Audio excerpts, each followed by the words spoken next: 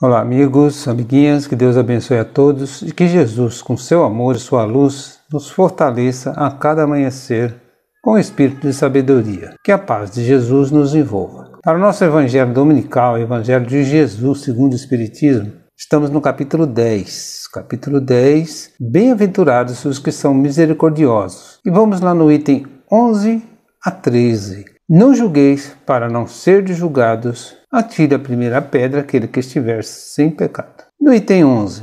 Se julgueis a fim de não serdes julgados, porquanto sereis julgados conforme houverdes julgados os outros. Empregar-se-á convosco a mesma medida de que vos tenhais servido para com os outros. Isso está lá em Mateus, no capítulo 5, versículos 1 e 2. Então, por que Jesus nos ensina a não julgar? Para que não sejamos igualmente julgados, pois agirão para conosco do mesmo modo que agimos para com os outros. Empregar-se-á conosco a mesma medida de que tenhamos servido para com os outros. No item 12, então os escribas e os fariseus lhe trouxeram uma mulher que fora surpreendida em adultério e, pondo-a de pé no meio do povo, disseram a Jesus: Mestre, esta mulher acaba de ser surpreendida em adultério.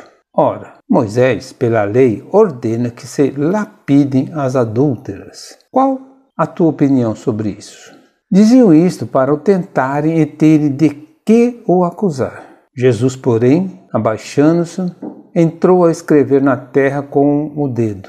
Como continuassem a interrogá-lo, ele se levantou e disse: Aquele dentre vós que estivesse sem pecado, atire a primeira pedra. Em seguida, abaixou-se de novo, continuou a escrever no chão. Quanto aos que o interrogavam, esses, ouvindo-o falar daquele modo, se retiraram, um após o outro. Afastando-se primeiro os velhos, ficou, pois, Jesus a sós com a mulher colocada no meio da praça. Então, levantando-se, perguntou-lhe Jesus: Mulher, onde estão os que te acusavam? Ninguém te condenou. Ela respondeu: Não, Senhor.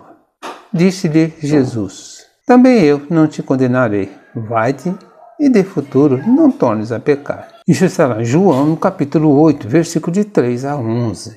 Então, Jesus recomendou aos escribas e fariseus observâncias da lei de Moisés que mandava apedrejar as adúlteras? Não. Ele transferiu os seus inquisidores a responsabilidade de castigá-la, condicionando a aplicação da pena à autoridade moral que cada um tivesse. Ainda que as leis humanas apontem os preceitos legais a seguir, devemos sempre analisá-los à luz das nossas próprias ações. Só então perceberemos se temos ou não autoridade moral para aplicá-la a outros. Por que os mais velhos se afastaram em primeiro lugar?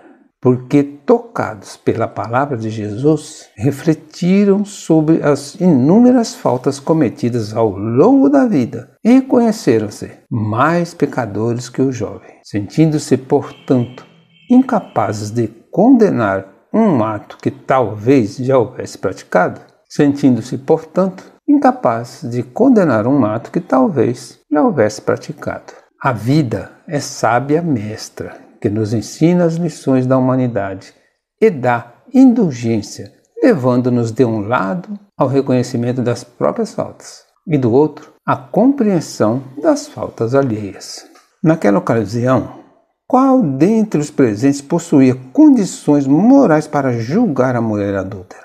Apenas Jesus. Ele foi o espírito mais elevado que já existiu na terra e apenas ele, dentre todos os presentes naquela ocasião, poderia julgá-la e condená-la. Jesus esteve entre nós para dar testemunho do bem e nos ensinar uma nova moral, baseada no amor ao próximo. O que não queremos para nós, não desejemos ao nosso irmão. Como agiu, no entanto, Jesus com a pecadora? Ele não criticou seu procedimento, não a tratou com desprezo, nem lhe exigiu arrependimento. Limitou-se a dizer que, como os demais também não a condenavam, e a mostrar-lhe que nada estava perdido, pois havia uma vida nova pela frente, desde que buscasse a prática do bem.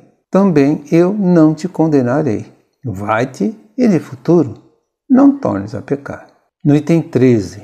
Atire-lhe a primeira pedra aquele que estiver isento de pecado, disse Jesus. Essa sentença faz da indulgência um dever para nós outros. Por quê?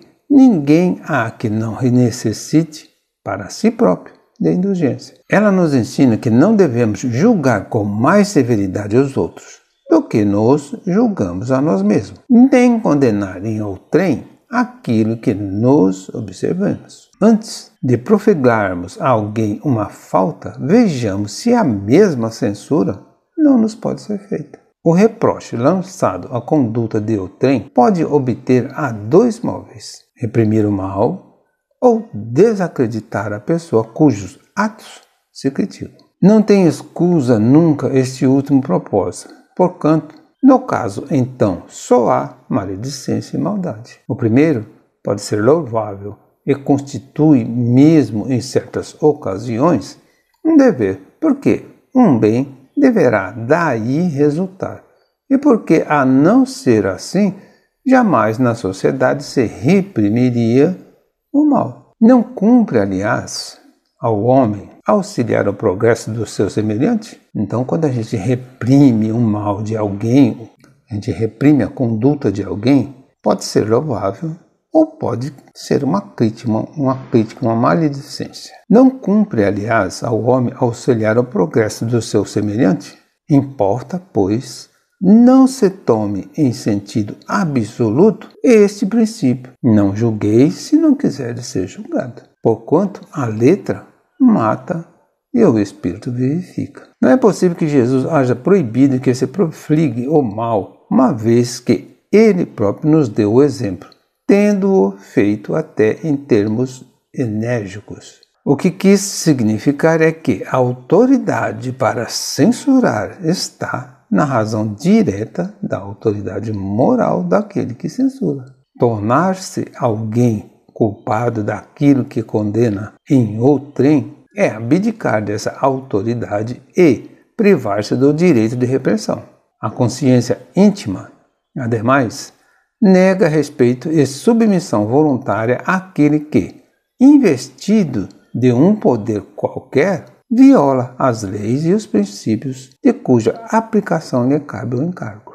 Aos olhos de Jesus, uma única autoridade legítima existe, a que se apoia no exemplo que dá do bem. É o que igualmente ressalta das palavras de Jesus. Então, o que Jesus nos ensina quando diz: aquele que dentre vós estiver sem pecado, atire a primeira pedra? Ele nos ensina que não devemos julgar com mais severidade os outros do que julgamos a nós mesmos, nem condenar em outrem aquilo de que já nos absolvemos. Antes de atribuirmos a alguém uma falta, vejamos se a mesma censura não pode ser feita a nós. Devemos tomar ao pé da letra o ensinamento de Jesus, jamais criticando ou manifestando censuras às ações alheias? Certamente que não. Haverá ocasiões em nossa vida em que a crítica às ações alheias será necessária, sob a pena de estarmos com o nosso silêncio e a nossa